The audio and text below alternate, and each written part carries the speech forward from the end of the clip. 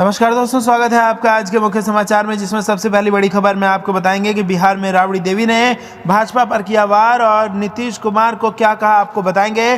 दूसरी बड़ी खबर में जिक्र होगा कि भाजपा की मन से चल रही है बिहार सरकार, नीतीश के सर पर चढ़ी, प्रेशर में हो रहा है ट्रांसफर। और तीसरी बड़ी खबर में जिक्र होगा कि सीएम नीतीश कुमार के पास चल अचल कुल 57 लाख की संपत्ति, बेटा निशांत पिता से भी अमीर। दोस्तों, हर एक खबर की गहराई में आपको ले जाएंगे, लेकिन उससे पहले अगर आपको भी ऐसा लगता है कि बिहार में बड़ा सियासी भूचाल आने वाला है तो आप अभी इस वीडियो को लाइक कीजिए और इस लाल बटन को दबा के इस चैनल को फ्री में सब्सक्राइब करके घंटी बजाकर कमेंट में लिखिए जय हिंद। दोस्तों, रुक करते हैं तमाम बड़ी खबरों की तरफ।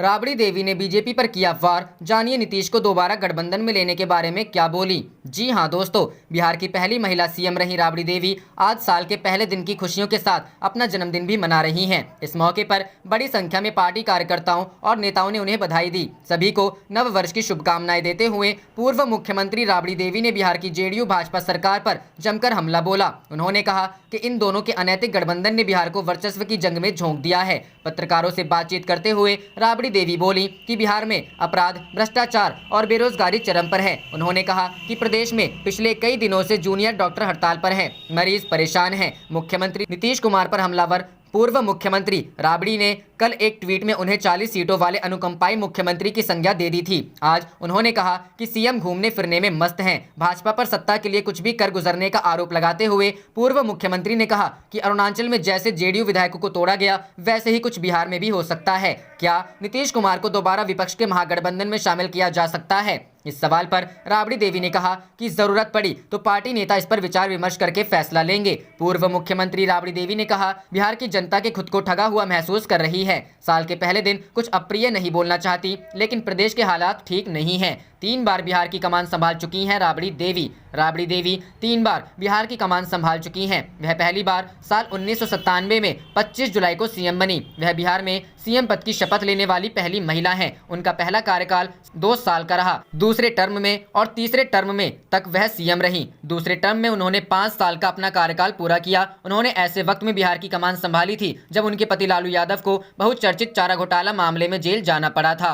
रुख करते हैं अगली खबर की तरफ। बीजेपी की मन से चल रही है बिहार सरकार, नीतीश के सिर पर चढ़ी बीजेपी, प्रेशर में हो रहा ट्रांसफर। जी हां दोस्तों, राबड़ी देवी ने नीतीश सरकार पर हमला बोला है। उन्होंने कहा कि इस सरकार में नीतीश कुमार का कुछ भी नहीं चल रहा है। नीतीश के सिर पर बीजेपी चढ़ी हुई है। नीतीश कुमार कमजोर पड़ गए हैं, उनके साथ मजबूरी है, वह कुछ कर भी नहीं सकते हैं। बीजेपी के दबाव में ट्रांसफर। राबड़ी देवी ने कहा कि नीतीश कुमार कुछ भी नहीं चल रहा है, बीजेपी के दबाव में अधिकारियों का ट्रांसफर किया जा रहा है। नीतीश कुमार के न चाहते हुए भी यह सब हो रहा है। राबड़ी देवी ने कहा कि नीतीश कुमार जबरदस्ती वोट ले लिए हैं, मुख्यमंत्री बन गए, लेकिन इसका चल नहीं रहा है। इस बार की सरकार में केवल भाजपा की चल रही है। भाजपा के लोग ट्रांसफर पोस्टिंग करवा रहे हैं। राबड़ी देवी ने लालू प्रसाद यादव की सेहत को लेकर कहा कि लालू जी की सेहत पहले से थोड़ी सी बेहतर है, लगातार डॉक्टरों से हमारी बातचीत हो रही है। रुख करते हैं अगली खबर की तरफ। सीएम नीतीश कुमार के पास चल अचल कुल 57 लाख की संपत्ति, बेटा निशांत पिता से अमीर। जी हां दोस्तों, बिहार के सीएम नीतीश कुमार के पास चल अचल कुल मिलाकर 57 लाख की संपत्ति है।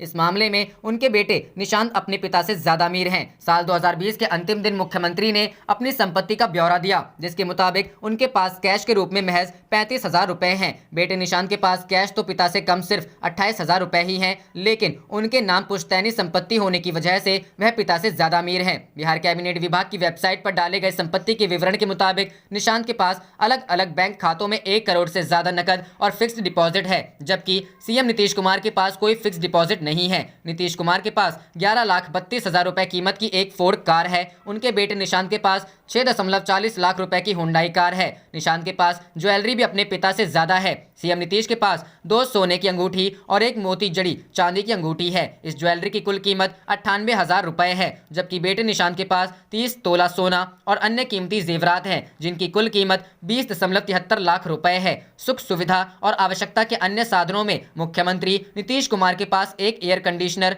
1 कंप्यूटर, 12 गाय, 6 बछड़े, कसरत करने वाली 1 साइकिल, 1 सिलाई मशीन और 1 माइक्रोवेव ओवन है। उनके पास दिल्ली में एक फ्लैट भी है। रुख करते हैं अगली खबर की तरफ। राजद ने जेडीयू को दी खुली चुनौती, कहा पार्टी में टूट तय, विधायकों को बचा सकते हो तो बचा लो। जी हां दोस्तों, बिहार में सियासी संग्राम जारी है। बिहार विधानसभा चुनाव 2020 में कम सीटों के अंतर से सरकार बनाए जाने के बाद सत्ताधारी गठबंधन के मुख्य साझीदार जेडीयू और मुख्य विपक्षी दल राजद के बीच घमासान छिड़ा हुआ है। वहीं अरुणाचल प्रदेश की घटना के बाद राजद लगातार जेडीयू पर सियासी वार करने में लगा है। एक बार फिर से राजद ने जेडीयू विधायकों के पार्टी छोड़ने की बात कही। राजद ने जेडीयू को खुली चुनौती देते हुए कहा कि पार्टी में टूट तय है, विधायकों को बचा सकते हो तो बचा लो। इस बार राजद प्रवक्ता मृत्युंजय तिवारी ने पार्टी के सहयोगी और पूर्व मंत्री श्याम रजक के बयान से आगे बढ़ते हुए न्यूज चैनल आज तक से बातचीत में कहा कि जेडीयू में टूट होना तय है और पार्टी के विधायक जल्द ही पार्टी छोड़कर राजद में शामिल होंगे। तिवारी ने चुनौती देते हुए कहा कि जेडीयू में टूट होना तय है, पार्टी अपने विधायकों को बचा सकती है तो बचा ले। आपको बता दें कि बीते दिनों आरजेडी नेता और पूर्व मंत्री श्याम रजक ने भी दावा किया था कि जेडीयू के 17 विधायक उनके संपर्क में हैं और वे कभी भी राजद ज्वाइन कर सकते हैं। श्याम रजक ने दावा किया था कि बीजेपी की कार्यशैली से नाराज जेडीयू के विधायक बिहार की एनडीए सरकार को गिराना चाहते हैं। श्याम रजक ने भी न्यूज चैनल आज तक से बातचीत में दावा किया था कि भाजपा की कार्यशैली से नाराज जेडीयू के 17 विधायकों को दल बदल कानून के अंतर्गत सदस्यता रद्द होने के खतरे से बचाने के लिए फिलहाल रोक कर रखा गया है। उन्होंने कहा कि उन सभी विधायकों को कहा गया है कि जेडीयू के 25 से 26 विधायक पार्टी छोड़कर आरजेडी में शामिल होने को तैयार होंगे तो दल बदल कानून के तहत उनकी सदस्यता पर आंच नहीं आएगी। राजद नेता श्याम रजक के बयान के बाद प्रदेश का सियासी पारा बढ़ गया था और पार्टी नेताओं ने उनके बयान को बेबुनियाद करार दिया था। वहीं मुख्यमंत्री नीतीश कुमार ने बुधवार को आरजेडी नेता श्याम रजक के जेडीयू के 17 विधायकों के बयान वाली बात को बेबुनियाद बताते हुए इसे सिरे से खारिज कर दिया था। उन्हीं की बातों पर मृत्युंजय तिवारी ने कहा कि नीतीश कुमार ने बिहार में आरजेडी के 5 एमएलसी को तोड़ा था, जिसका बदला बीजेपी ने अरुणाचल में ले लिया। जेडीयू अब बचने वाली नहीं है, जेडीयू में टूट होना तय है, पार्टी अपने विधायकों को बचा सकती है तो बचा ले।